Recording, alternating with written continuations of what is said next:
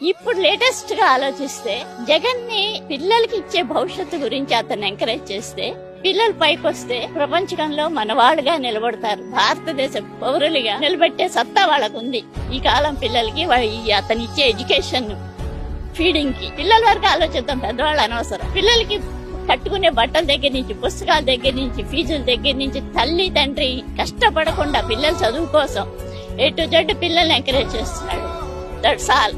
వాళ్ళు పైకి వస్తే వాళ్ళు నిర్ణయించుకోగలరు. చదువు నేర్పిన విజ్ఞానంతో ఆ పిల్లలు ఎక్కడికైనా ఐక్యరాజ్య సమితికి వెళ్ళి కూడా మాట్లాడి మన గురించి, మన దేశం గురించి చెప్పే సత్తువ వాళ్ళకి కలిగిస్తున్నాడు.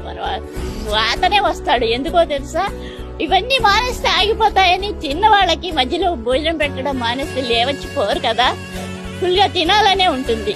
అందుకని వచ్చే కాలం చెప్పలేం కానీ రేపు మాత్రం అతనే వస్తాడు.